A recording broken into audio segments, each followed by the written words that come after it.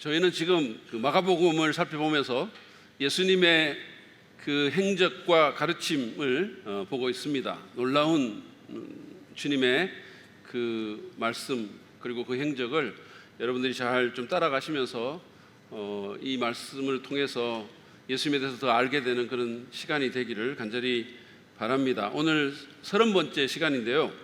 오늘 말씀의 제목은 열리게 하소서입니다. 우리 교회 한 집사님이 어제 주보를 잘못 보시고 연락에 하소서인 줄 알았다고 얘기를 했는데 열리게 하소서입니다. 울게 하소서라는 우리나라 사람들이 제일 좋아한다는 오페라 아리아를 제가 패러디 했습니다. 그 노래 잘 아시죠? 라시아 끼야 어쩌고 하는, 제가 좀 부르고 싶은 충동을 억지로 참고 있는데 오늘 여러분 가운데 닫힌 것이 있다면, 막힌 것이 있다면 풀리고 열리는 역사가 있기를 간절히 바랍니다. 여러분, 지하철 타려고 막 뛰어왔는데 내 앞에서 문이 확 닫히면 황당하죠, 그렇죠? 제가 인터넷에 보니까 그때 카메라에 대고 싹싹 빌면 열어준다라는 그런 썰이 있는 것 같아요. 그래서 어떤 사람이 누가 그게 진짜냐고 이렇게 물었습니다. 그러니까 대답을 보니까 CCTV 앞에서 춤을 추면 열어준다 뭐 이런 것도 있고, 간절함은 열어준다면서 CCTV에 간절함을 담으세요 이런 답도 있었어요. 열려라 참깨 뭐 이렇게 하면서 짱구춤을 추면 열어줄지 모른다는 답도 있었습니다. 아무튼 뭔가 이렇게 좀 내 앞에서 문이 닫히면 참 답답하죠, 그죠? 이게 열려야 되는데 안 열리잖아요. 뭐 예를 들어서 취업의 문이 닫히고, 뭐 진학의 문이 닫히고, 어떤 뭐 관계의 문이 닫히면 참 답답합니다. 때로는 뭐 우리가 그 진짜 와이프가 열받아가지고 진짜 집 문을 확 닫아버릴 수도 있죠, 안에서. 그러면 정말 우리 안에서 열리게 하소서라는 기도가 절로 나옵니다. 여러분, 지하철 문이 닫힌 것처럼, 또 삶의 다양한 문이 닫힌 것처럼 오늘날 많은 사람들의 마음 문이 닫혀 있습니다. 그래서 서로에 대한 어떤 적개심과 몰 이해와 무정함과 분노와 무관심이 팽배해 있는 겁니다. 마음이 닫혀 있으니까 소리도 안 들어줘. 귀가 닫히고, 잘 뭐 보려고 하지 않으니까 눈도 닫히고, 그리고 뭐 결국은 관계도 닫히는 거죠. 근데 제가 생각할 때 더 심각한 것은 이 세상이 하나님에 대해서 닫혀 있다는 겁니다. 우리를 만드신 분이시고 우리 존재의 뿌리신 분인데, 우리를 사랑해서 자기 아들까지 주신 분인데, 우리가 모르지만 온 우주를 쥐고 계시고 운행하고 계시고 우리의 생사화복을 주관하시는 우리 인생에서 가장 중요한 존재이신데, 그분을 향해서 마음이 꽉 닫혀 있는 사람들이 너무 많은 겁니다. 그리고 귀가 닫혀 있어서 그분의 말씀도 듣지를 못합니다. 혀가 굳어 있어서 그분을 향해서 감사하지도 않고 찬양하지도 않습니다. 가장 감사해야 될 분인데 사실은 그분 때문에 내가 있는데, 그리고 그분을 향해서 기도하지도 않습니다. 그 닫힘이 이 세상의 모든 문제의 가장 근본적인 요인이라고 저는 생각합니다. 우리는 이런 세상을 보면서 하나님 열리게 하소서라고 부르짖어야 합니다. 오늘 본문을 보면요, 예수님께서 귀와 입이 닫힌 한 불행한 사람을 만나서 그것을 열어주시는 그런 얘기가 나옵니다. 이 얘기를 통해서 우리는 막히고 닫힌 이 세상을 여는 주님의 도구가 되기 위해서 우리에게 필요한 것이 무엇인지를 좀 배우기를 원합니다. 먼저 본문 내용부터 좀 살펴볼 텐데요, 성경 가지고 오신 분들은 마가복음 7장 31절부터 펴시고 저한테 제 얘기를 따라오시면 되겠습니다. 오늘 얘기는 이 마가복음에만 나오는 그런 얘기입니다. 사실은 마가복음에 있는 얘기가 마태복음과 누가복음에 거의 있거든요. 그래서 우리가 공간복음이라고 얘기를 하는데, 마가복음에만 유일하게 딱 나오는 얘기가 3가지가 있는데 오늘 그 중에 하나입니다. 지난주에 우리는 예수님께서 두로라는 지역에 가셔가지고 그곳에서 그 딸이 악령에, 귀신에 들려가서 고통하고 있는 어떤 여인의 그 딸을 치료해 주신 얘기를 봤죠. 수로보니게 여인으로 알려져 있는 시로페니키아 그 지역에 사는 여인입니다. 근데 예수님께서 그 두로 지역의 여정에서 이제 시돈으로 나아가면서 이 이방 지역에서의 여정을 계속해서 이어가고 있죠. 31절을 보시죠. 예수께서 다시 두로 지역을 떠나 시돈을 거쳐서 데가볼리 지역 가운데를 지나 갈릴리 바다에 오셨다. 자, 지도를 한번 보시죠. 여러분들이 이게 잘 감이 안 올 테니까 지도를 보시면 예수님께서 이 게네사렛이라는 곳에서 쭉 북쪽으로 올라갔어요. 그래서 두로라는 곳에 가서서 지난주에 우리가 본 것처럼 어떤 여인의 딸을 고쳐주시죠. 여기부터는 이제 여기 수리아라고 되어 있는데 로마가 관할하는 지역이고 이방 지역입니다. 그러니까 로마가 이거를 시리아 지역에다가 이렇게 병합을 시킨 거죠. 그래서 예수님께서 이 두로에서 시돈으로 올라갑니다. 이세벨이 나왔던 그곳이죠. 약 40km 북쪽에 있어요. 지중해 해안 도시입니다. 그리고는 주님께서 이렇게 쭉 내려오셔가지고 여기 데가볼리라는 갈릴리 바다 남동쪽에 있는 곳인데 여기도 이방 지역이고 로마 총독이 관할하는 곳인데 이쪽으로 내려오셨어요. 그래서 무려 한 240km 정도의 여행을 하신 겁니다. 지금으로 보면 대구에서 서울에서 대구까지 정도 거리인데 이거를 도보로 가신 거예요. 그러니까 참 험난한 여정입니다, 사실은. 근데 이쪽에서 넘어오려면 시돈에서 데가볼리 쪽으로 넘어오려면 산맥을 하나 넘어야 되고 강도 건너야 합니다. 그러니까 참 험난하고 또 시간도 많이 걸린 그런 여행이었겠죠. 근데 예수님께서 이 시간 동안 어떤 일을 하셨는지는 마가가 밝히고 있지 않습니다. 아마도 제자들을 집중적으로 훈련시키지 않았을까라는 생각이 들어요. 왜냐하면 예수님이 지금 이게 세 번째 유월절이 지나가지고 예수님께서 이제 십자가에 달릴 기간이 1년도 안 남았거든요. 그러니까 제자들을 이제 홀로 남게 될 제자들을 훈련을 시키고 뿐만 아니라 그분은 시돈과 그 외에 이 이방 지역을 다니면서 아마 평소에 하신 대로 복음을 전하고 악한 영을 쫓아내고 병자들을 고치는 그런 사역들을 하셨을 것입니다. 시로 페니키아 여인의 그 여인과 그 딸을 하나님 나라의 식탁으로 초대하셨던 예수님께서 다른 이방인들에게도 동일한 은혜를 베푸셨을 것이라고 믿습니다. 예수님은 인종적인, 성적인, 사회적인 모든 장벽들을 용감하게 뛰어넘으셨습니다. 그리고 그 당시에 부정한 자요 괴로 취급받던 그런 이방인들을 위해서 산을 넘고 강을 건너며 일을 하셨을 것입니다. 병을 고치고 악한 영을 쫓아내고 그리고 죄를 사하고 영혼을 구원하셨을 것입니다. 요한은 만약에 요한복음에서 이렇게 얘기하죠. 맨 마지막에 보면 만약에 예수님께서 하신 모든 일을 다 적는다면 이 세상도 그것을 담기에 부족할 것이라고 그렇게 얘기를 한 적이 있거든요. 그러니까 그 말은 예수님께서 성경 복음서에 기록되지 않은 수많은 일들을 하셨다는 거예요. 그분의 일 하나하나가 다 기적이고 놀라운 일들이고 사람들이 구원받는 일들이고 영혼이 변화되는 일들이니까 그 모든 일들을 다 담으면 세상도 부족할 거라고. 그래서 사실은 필요한 것만 그들이 담았다는 것을 우리한테 얘기를 했는데 어쨌든 예수님의 이 여정은 예수님께서 유대인들뿐만이 아니라 이방인들, 우리 같은 사람들, 이방의 죄인들도 구원하러 오신 메시아 왕이심을 잘 보여주고 있습니다. 자, 예수님의 이 여정은 아까 우리가 지도에서 본 것처럼 데가볼리의 그 한 갈릴리 호수에 연한 한 마을로 이어집니다. 이 데가볼리는 그리스어로 데카폴리스라는 건데 10개의 도시라는 뜻이에요, 문자적으로. 그러니까 이제 그 10개의 도시가 연합한 그 지역인데 아마 뭐 실질적으로는 처음에 10개로 출발했지만 10개가 더 넘을 걸로 학사들은 그렇게 봅니다.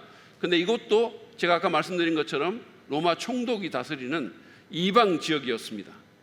그러니까 이방인들이 사는 곳이죠.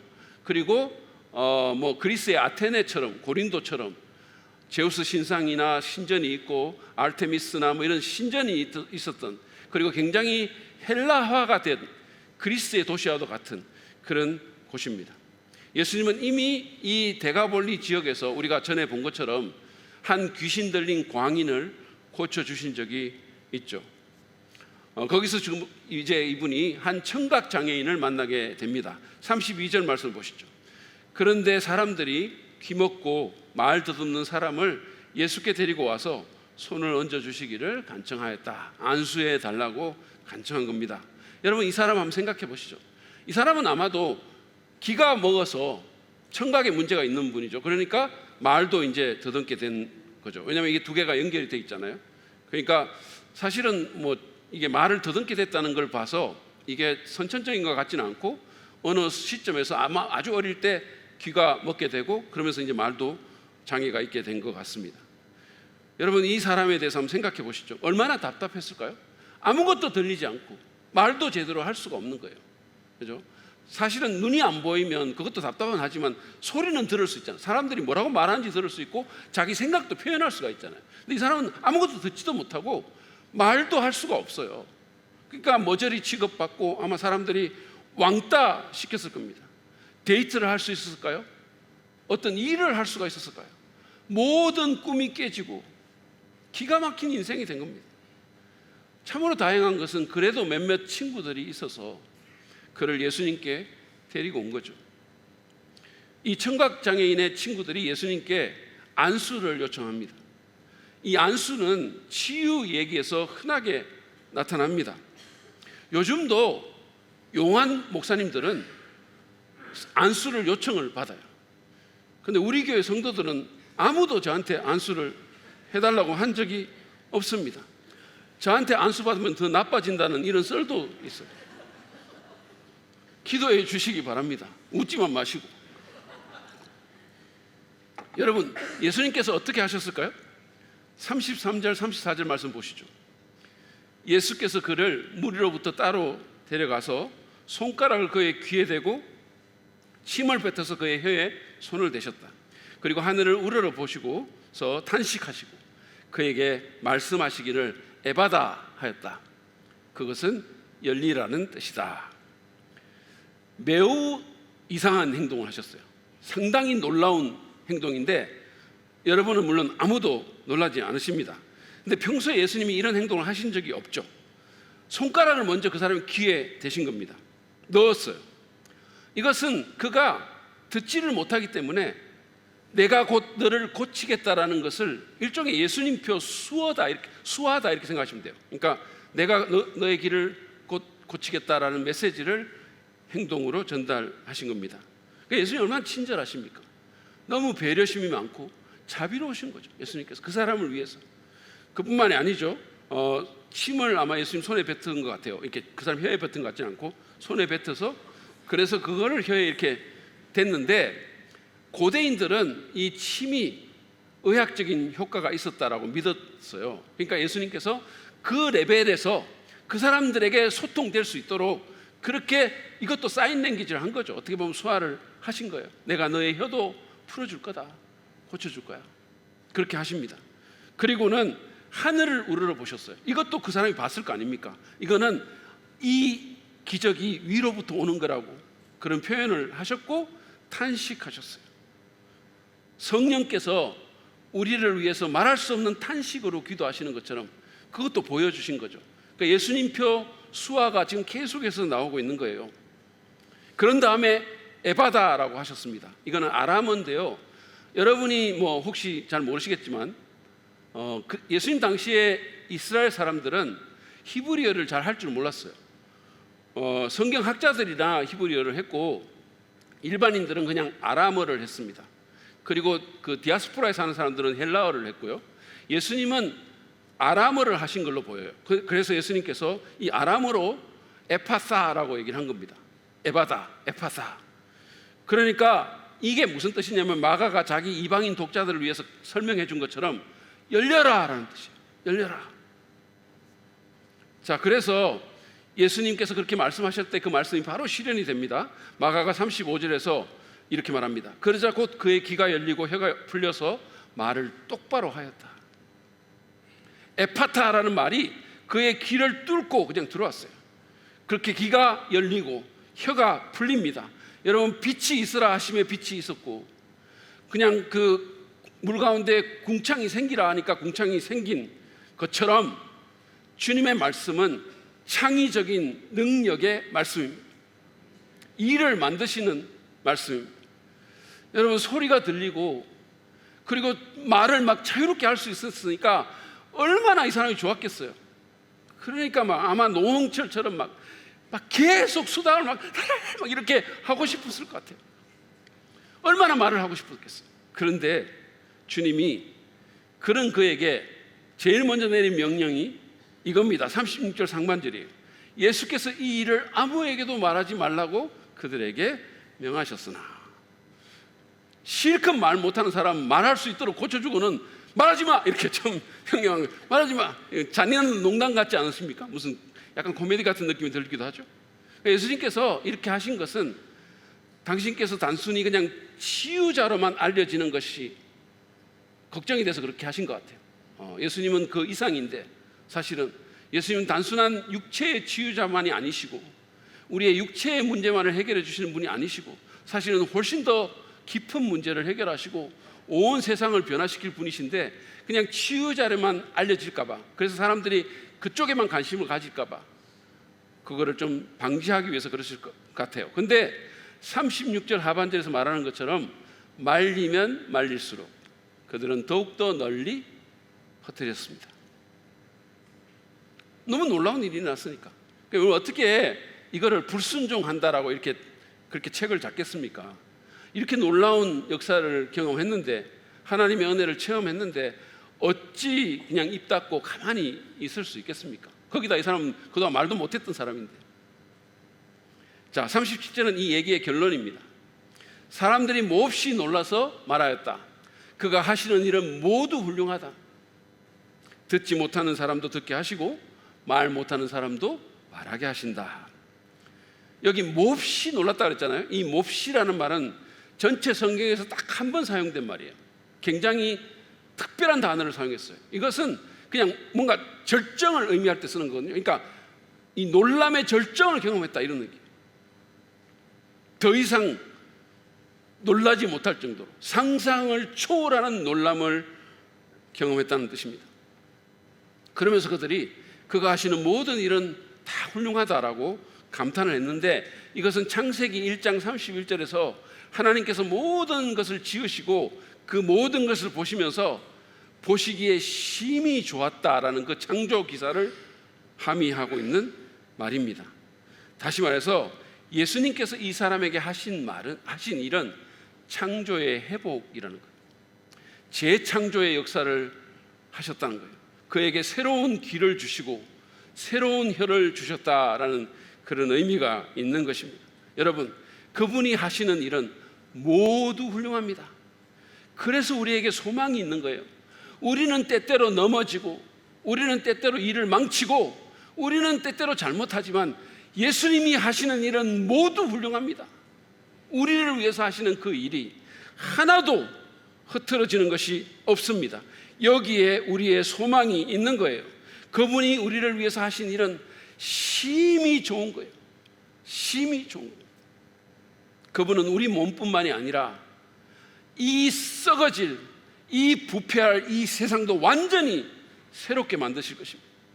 우리의 영혼도 우리의 몸도 모든 것을 구원해 주실 것입니다.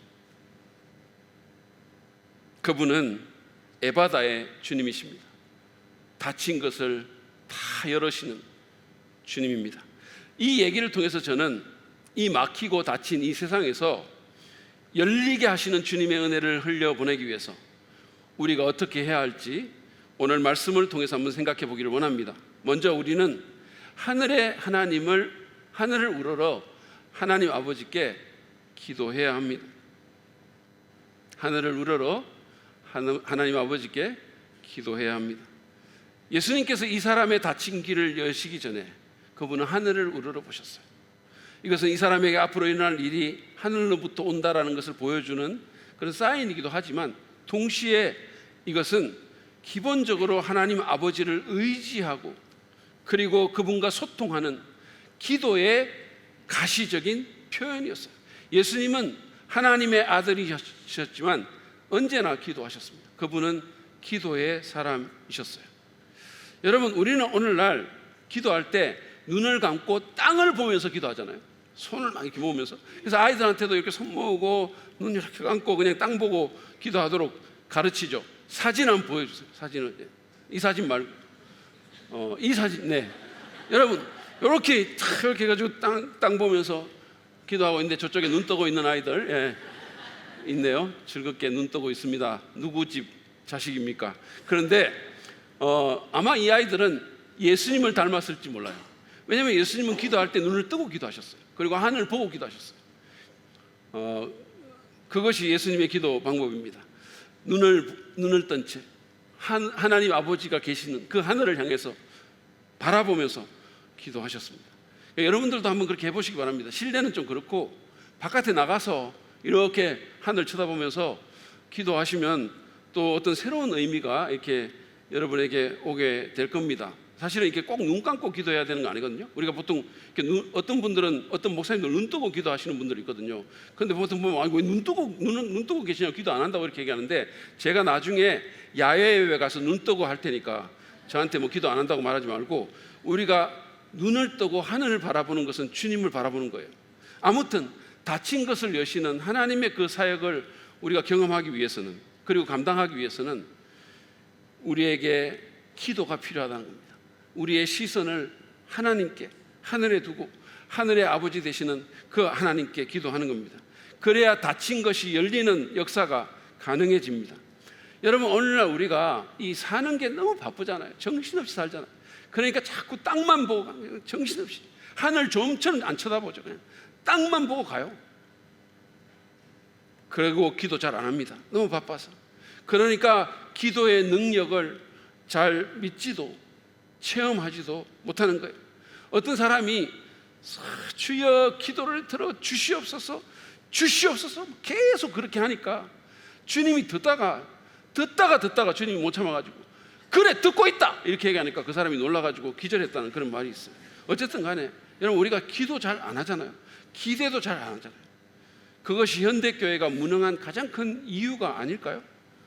예수님은 하나님의 아들이시지만 그분은 간절히 기도했는데, 이 사람의 길을 열기 전에 하늘을 보고 기도했는데, 그랬다면 우리는 얼마나 더 그래야 하겠습니까? 그분은요, 귀신 들린 자의 아들을 고치신 후에도 이런 말씀하셨어요. 기도 외에는 이런 유가 나갈 수가 없다. 주님이 그렇게 분명히 말씀하셨어요. 기도 외에는 이런 유가 나갈 수가 없다. 여러분, 자녀의 다친 마음이 열리기를 원하십니까? 배우자의 다친 귀가 열리기를 원하십니까? 부모님이나 지인이 복음의 문을 열기를 정말로 원하십니까? 마음을 열기를 원하십니까?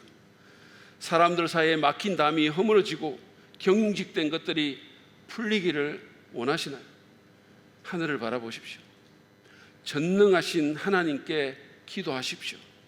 말할 수 없는 탄식으로 기도하십시오. 여러분, 그러면 하늘 문이 열릴 겁니다. 하늘 문이 열리면 땅에 있는 것들도 열리는 거예요. 사실 우리가 사람들에게 할 수 있는 가장 큰 선행 가운데 하나가 뭐냐 하면 기도해 주는 거예요. 우리가 자녀들한테 좋은 거 사주고 뭐 무슨 비싼 학원 보내고 막 멋진 곳에 데리고 가는 거, 물론 뭐 그것도 필요할 수 있겠죠. 그렇지만 그것보다 더 중요하고 좋은 게 뭡니까? 그 아이를 위해서 간절히 기도해 주는 거예요. 기도를 계속해서 하는 겁니다.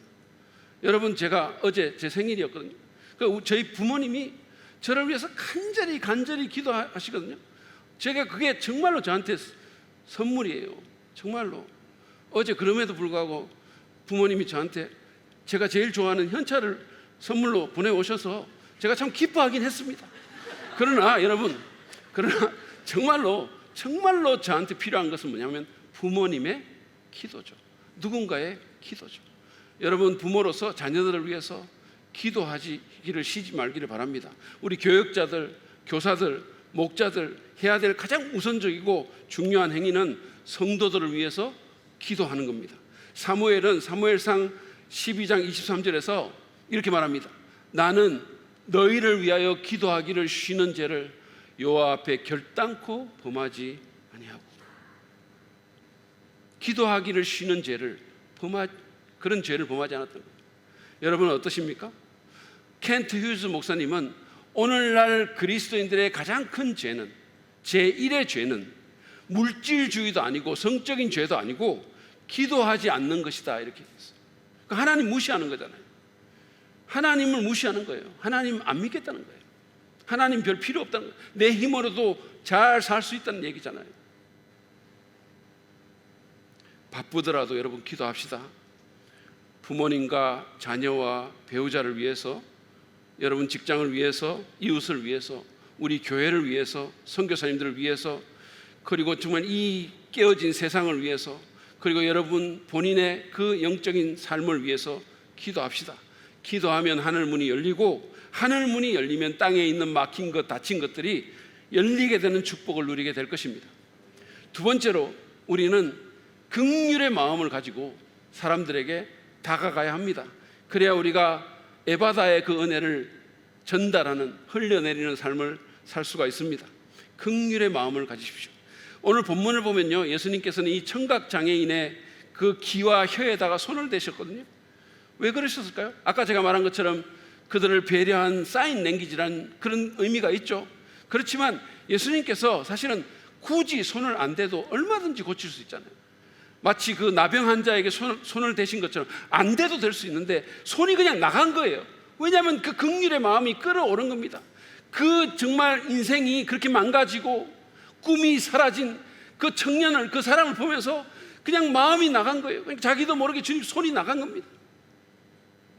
그래서 그분에게 터치를 한 거죠. 여러분, 다친 것을 열게 하는 그런 사역을 할 때 우리에게 필요한 또 한 가지는 뭐냐? 바로 그 긍휼입니다. 불쌍히 여기는 마음이 필요합니다. 그 긍휼의 마음으로 다가가야 되는 겁니다. 토니 캠폴러라는 사약 교수고 베스트셀러 작가가 있어요. 아주 말도 잘하고 글도 재밌게 쓰는 분입니다. 근데 이분이 쓴 책 중에 하나님 나라는 파티입니다 라는 책이 있어요. 그 책에 나오는 얘기입니다. 이 캠폴러 교수가 하와이에 이제 강연 요청을 받아가지고 그래서 이제 가게 됐거든요. 그래서 이제 갔는데 이 시차가 있잖아요. 그러니까 시차 때문에 새벽 3시쯤 깨게 된 거예요. 좀 출출해가지고, 그래서 그 지역에 이제 식당을 찾아봐가지고 허름한 식당을 하나 발견해서 거기 들어갔어요.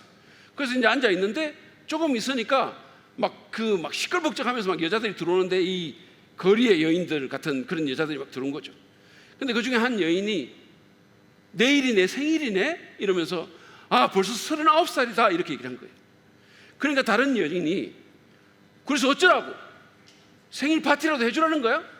주제에 무슨 생일은 뭐 이렇게 막 쏘아붙인 거예요.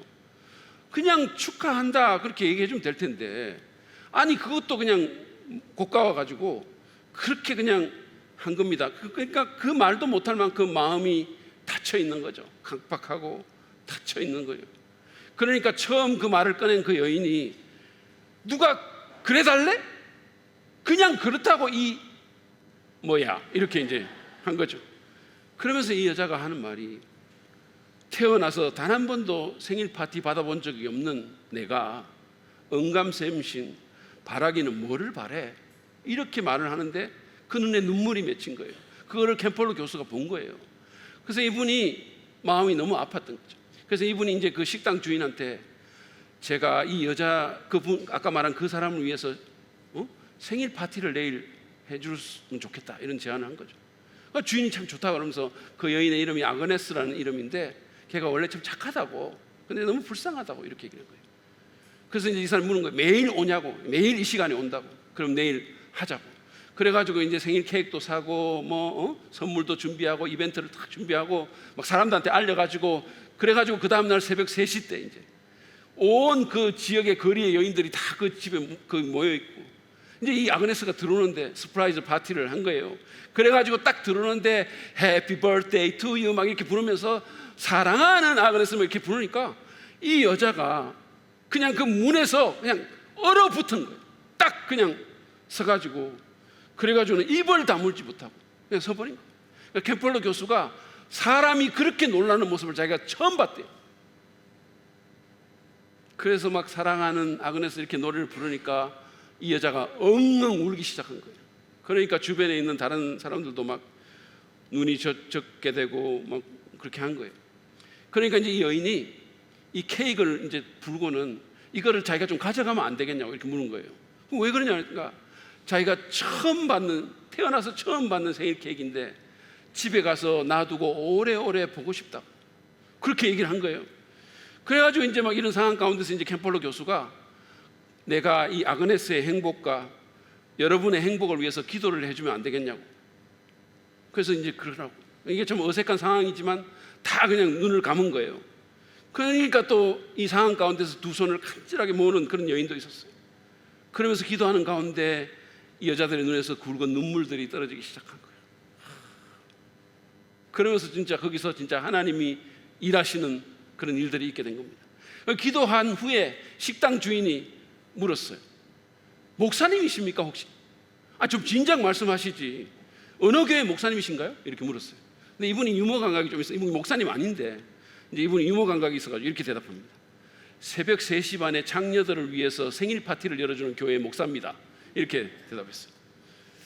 그러니까 그 식당 주인이 농담하지 말라고, 그런 교회에 있으면 자기 벌써 나갔을 거라고, 그 교회 회원됐을 거라고 이렇게 얘기를 했다고 합니다. 여러분, 한 그리스도인의 그 긍휼이 막히고 닫힌 것을 여는 놀라운 계기가 된 거예요. 여러분 잘 알다시피 오늘날 우리가 사는 세상은 긍휼이 없습니다. 무정하고 무자비합니다. 삼진 아웃되는 세상이에요. 정말로 적자 생존의 교리가 지배하는 밀림과 같은 곳이죠. 그러나 우리 그리스도인들은 그러면 안 됩니다. 왜냐하면 우리는, 여러분이 정말로 그리스도인이라면 우리는 십자가에서 하나님의 긍휼과 자비를 경험한 사람들, 우리 같은 사람을 위해서 하나님이 어떤 긍휼을 우리에게 베풀어 주셨는지 우리 다 경험했잖아요. 어떻게 우리를 용서하시고 어떻게 우리를 받아주시고 어떻게 우리 같은 사람들을 껴안아 주셨는지 우리 다 경험했잖아요. 그러니까 우리는 세상의 어떤 사람들보다도 긍휼의 사람이 되어야 합니다.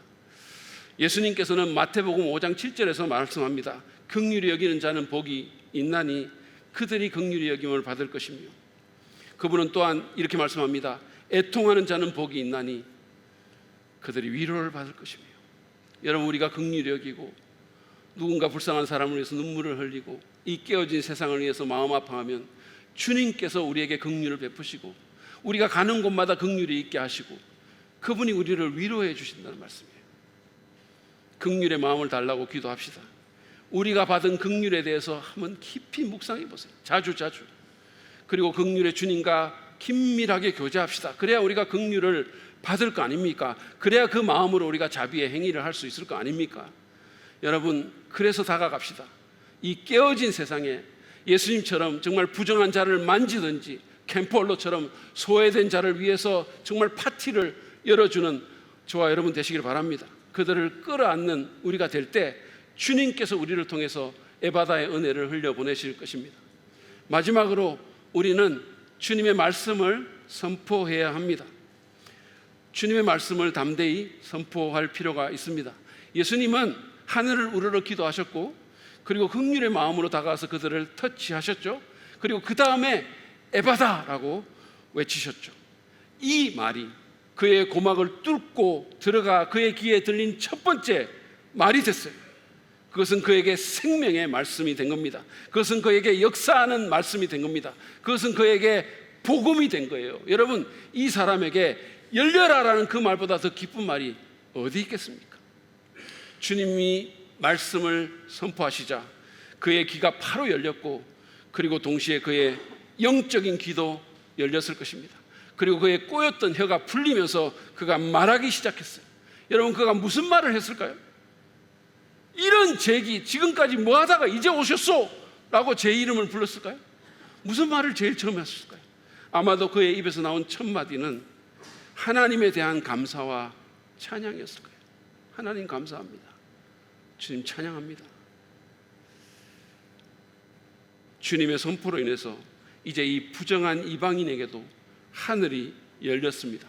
그리고 귀가 열리고 마음이 열렸습니다.